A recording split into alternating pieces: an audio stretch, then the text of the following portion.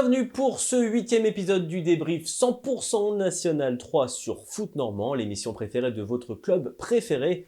Comme dans chaque édition, on a tout un tas de choses à vous montrer, particulièrement ce lundi, puisque grâce au concours des clubs, vous verrez l'intégralité des buts inscrits au cours de ce week-end, une première depuis le lancement de cette chronique.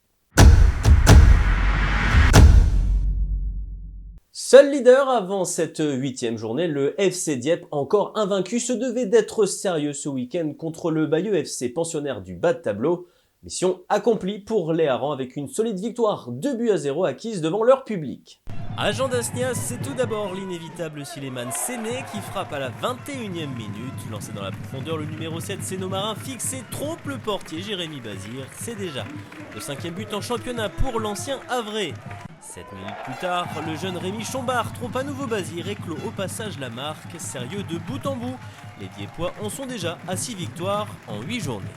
Comme c'est souvent le cas depuis l'entame de ce championnat, l'entraîneur Guillaume Gonel avait le sourire à l'issue de la rencontre, même s'il se méfie tout particulièrement des prochaines échéances. On l'écoute. Si le compteur point tourne, c'est que le groupe vit bien, c'est que voilà. Puis il y a une série, donc la série forcément elle trotte dans les têtes des joueurs, on a envie de la continuer le plus longtemps possible. C'est l'objectif des séries. Après le classement, on ne s'en préoccupe pas forcément. Forcément ça fait plaisir, on ne va pas se mentir. Forcément que c'est bien de voir le FC Dieppe là-haut. Maintenant, il faut se concentrer sur ce qu'on est capable de faire sur le terrain. Tant qu'on sera performant sur le terrain, il n'y a pas de raison que ça avance pas. On a des déplacements périlleux là, donc il faudra bien les préparer.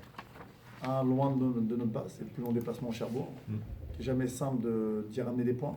Là, pour le coup, c'est notre bête noire. Donc on va voir si on a mûri, on va voir si on a appris de nos dernières expériences.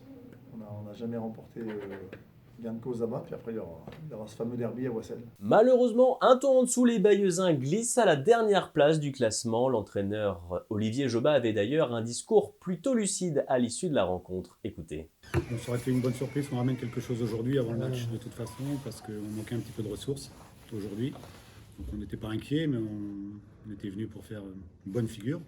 On a fait bonne figure en deuxième mi-temps, c'est déjà ça de prix. Mais il faut reconnaître la supériorité évidente de l'adversaire qui, dans un bel environnement, a montré que sa place de leader n'était pas usurpée. Au sommet du National 3, le FC Dieppe a donc réalisé la belle opération du week-end puisque Nicolas Burel et ses partenaires comptent désormais 4 points d'avance sur leur dauphin, le CMS Wassel. Les hommes de Romain Djoubri accueillaient Div Cabourg samedi soir et c'est eux qui partaient alors le mieux. Au quart d'heure de jeu, Wassel presse la défense d'Yvez et suite à cette erreur, Emrys Gomis surgit et tacle le ballon. Maxime Verrier est battu, les locaux mènent 1-0. Vainqueurs de leurs 3 premières sorties à la maison, les Océliens sont-ils partis pour réaliser la passe de 4 ?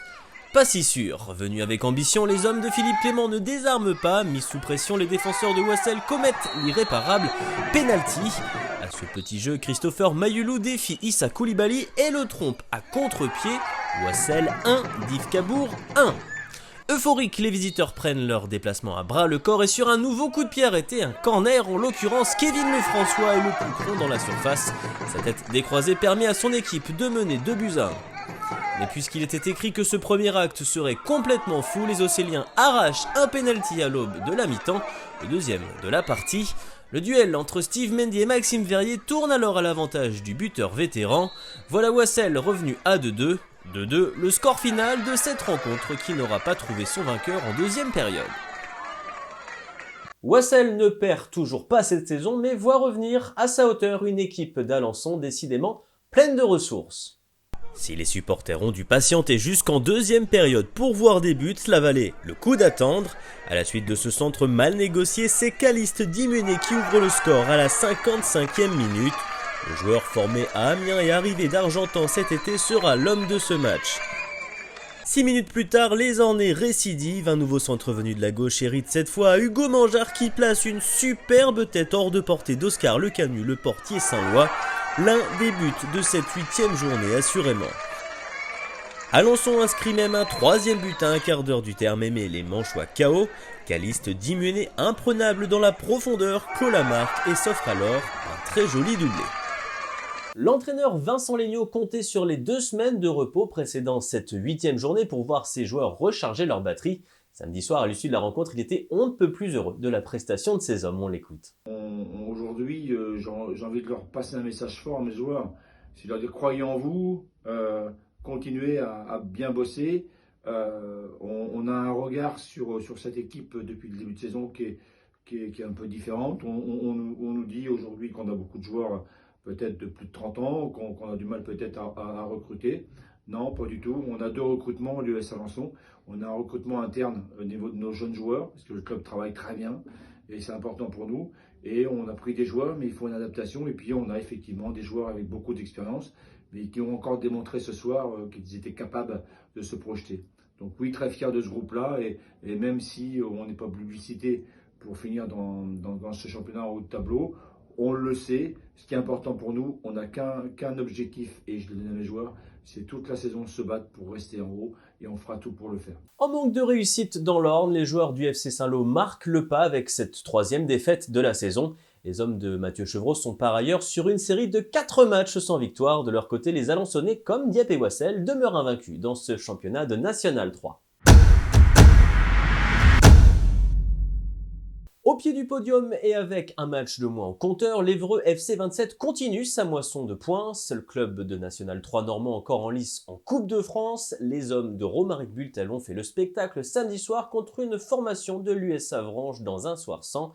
Les Ébrouissiens se sont imposés sur le score très large de 5-0.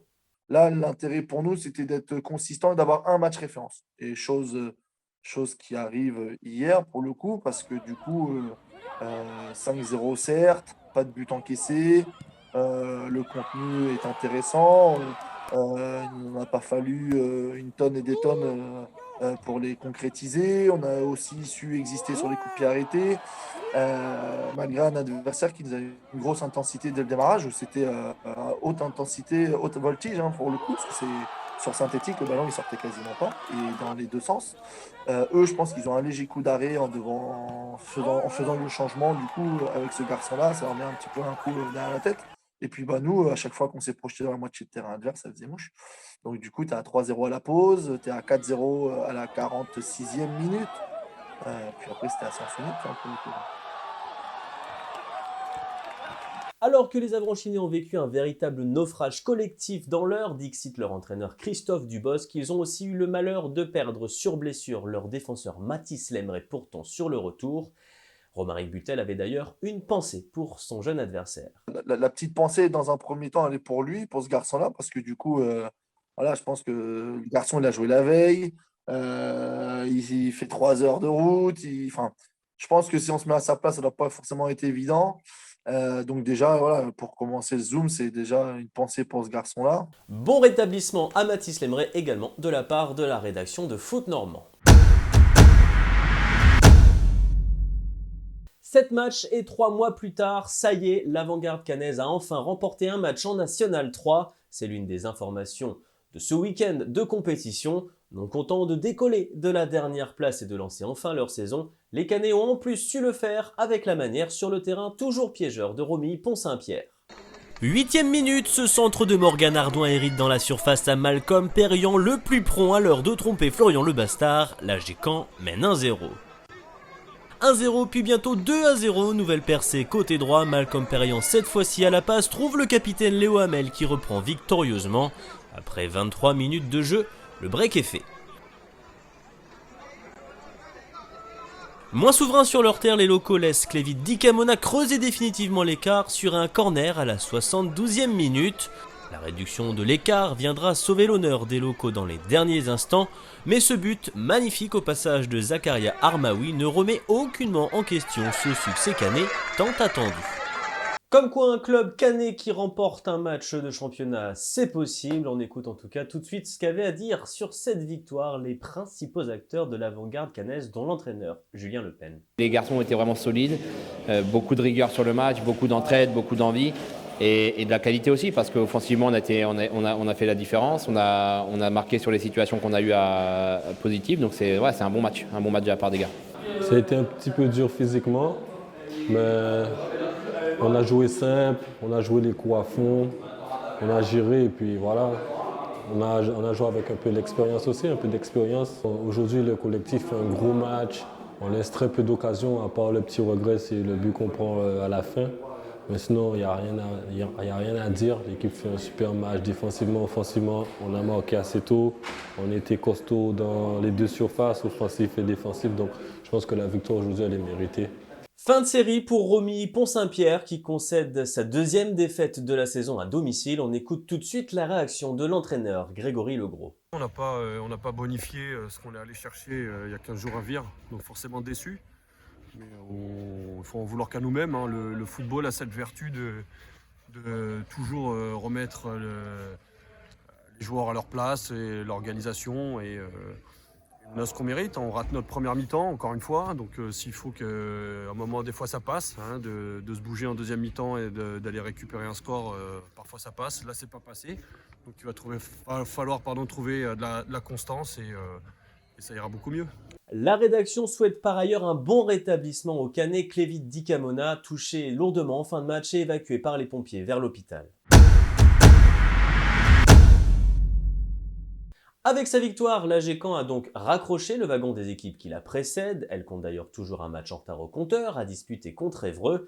Et dans ce week-end prolifique, les mauvaises opérations sont malheureusement à mettre au crédit de la réserve de Quevilly-Rouen en métropole et de l'AS Cherbourg. En déplacement au Havre pour le derby des réserves, c'est nos marines, les 100 et or normands ont concédé leur 4e revers de la saison. Dès l'entame de match, les locaux font montre de leur force collective. Jugez plutôt ce superbe enchaînement de passes qui aboutit à cette jolie reprise taclée au second poteau par Amadou Samoura. Après 12 minutes de jeu, la jeunesse havraise mène 1-0.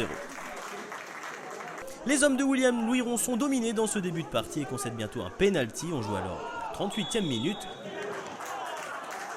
Yacine Keshta prend alors ses responsabilités et marque. Le Havre mène 2-0 et plus rien ne sera alors marqué dans cette partie. A noter cette barre transversale trouvée par les joueurs de QRM à qui le but havrais a refusé de s'ouvrir de bout en bout dans cette rencontre disputée à la Cavée Verte. De leur côté, dans une partie extrêmement hachée qu'il ne fallait surtout pas perdre, les joueurs de l'AS Cherbourg ont laissé la victoire à l'AF Virois. Sur leur terrain, les Beauquins sont les premiers à frapper. Lancé dans la profondeur, le supersonique Anas Lanrabet dépose la défense manchoise et ajuste Victor Pelleret d'un superbe lob. Les esprits se tendent alors et le local Manu Suriam voit rouge suite à ce tacle trop musclé selon l'arbitre. À 11 contre 10 pendant près d'une heure, les Cherbourgeois poussent sans succès. Ils finissent alors par concéder le but du 2-0. Sur pénalty, le capitaine Axel Fluchet ne tremble pas. Malheureux depuis plusieurs semaines et sans victoire depuis la première journée, les hommes de Cédric O'Haraud soignent leur prestation grâce à ce très beau coup franc du maître en la matière, Dorian Charlier. 3-0, le score est évidemment rude pour l'AS Cherbourg qui glisse dangereusement au classement. Y a-t-il alors déjà matière à s'inquiéter dans le nord du Cotentin? La réponse du manager général Vincent Hébert. On peut se sentir assez frustré. Alors après, l'inquiétude, il y en a toujours quand on ne gagne pas les matchs, hein, c'est évident. Ce soir, on venait pour repartir avec autre chose qu'une défaite. Après, moi, encore une fois, on vit un début de saison un peu cauchemardesque aussi en termes d'absence, de blessures. On l'a vu encore ce soir. On perd un de nos joueurs cadres sur une blessure, à mon avis, avec, j'espère pas, mais en tout cas, un gros problème au niveau de la clavicule. On a un joueur aussi qui a fini sûrement avec une fracture nasale au niveau du nez. Ça fait beaucoup. Alors on lance beaucoup de jeunes, c'est vrai, qui, voilà, ça leur fait du bien d'avoir du temps de jeu en N3, mais on aimerait les lancer dans d'autres conditions. Donc, écoutez, on va faire le dos rond. Voilà, on travaille. On sait que voilà, c'est comme ça. Ça fait partie aussi. Ça fait partie d'une saison. Là, je pense qu'on était tous d'accord. On pensait qu'elle serait moins compliquée en ce début de saison. Après, il va falloir continuer à travailler, il n'y a que ça qui peut nous faire du bien. Après, le groupe lâche pas, hein, on s'entraîne bien. Voilà, il n'y a pas de tricheur non plus dans l'équipe, donc, mais il faut qu'on ait un minimum de réussite pour que la roue tourne un petit peu, quoi. Parmi les Virois les plus en vue depuis le début de la saison, Anas Lanrabet a réussi une grande partie samedi soir. Le feu follet de l'AFV affichait d'ailleurs fort logiquement son soulagement à l'issue de la rencontre. Ça soulage tout le monde, ça soulage les joueurs parce que voilà, franchement, mentalement, faut être fort mentalement parce que voilà, on n'a pas, depuis Bayeux, on n'a pas eu une seule victoire, donc c'est compliqué pour nous. Quand tu es joueur, quand tu gagnes pas, c'est compliqué. Quand tu vois que le staff aussi fait tout pour réussir et que nous, on n'arrive pas sur le terrain. Donc voilà, l'objectif, c'était de rendre l'appareil au club, au président, au staff et à nous-mêmes aussi. 3 points de plus pour Vire qui font 8 unités au total et qui permettent aux hommes du président Christophe Lécuyer de souffler un bon coup. On vous donne en détail les résultats de cette 8e journée et leurs conséquences au classement. Dieppe confirme donc qu'il est pour l'instant le patron du groupe et s'offre un matelas d'avance sur ses poursuivants.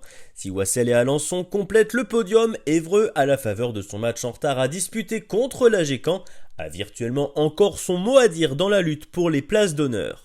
Intense coachés à la dernière place, les Havrais de Michael Le Baïf confirment leur renouveau. À la faveur de leur succès contre QRM, leur 3e consécutif, ils apparaissent ce lundi au 6e rang. Belle opération pour Vire qui recolle au milieu de tableau, sursaut également précieux pour l'AGECAM qui n'est plus lanterne rouge. La situation est en revanche davantage préoccupante à la fois pour Bayeux et pour Cherbourg. Notez bien dans vos agendas la prochaine journée, la 9e, qui aura lieu le week-end des 4 et 5 décembre prochains. On scrutera d'un œil attentif le duel des extrêmes entre Cherbourg et Dieppe, mais aussi pourquoi pas le réveil de Saint-Lô à domicile contre Le Havre. Alors que Wassel ira défier Bayeux, Alençon passera pour sa part un test chez une baie d'Avranches revancharde. Évreux aura aussi fort à faire pour ramener des points de Div Cabourg. Odeur de maintien enfin à Venoy dans le duel 100% calvadosien entre l'AGECAM et Vire, tandis que QRM abattra une carte importante à domicile devant une formation de Romy Pont-Saint-Pierre à la relance. C'est la fin de cette émission, on espère que vous avez apprécié de découvrir l'ensemble des résultats de cette 8e journée de la saison. Un petit mot de Coupe de France avant de se quitter, nos encouragements pour l'Évreux FC 27, le dernier pensionnaire de National 3 normand encore en lice en Coupe de France qui jouera son 8e tour ce week-end du côté de l'INAS Montlhéry. Pour notre part, on se retrouve dans 2 semaines, le lundi 6 décembre. D'ici là, n'hésitez surtout pas à liker et à partager cette vidéo. Surtout, prenez soin de vous, on se retrouve très bientôt. Salut!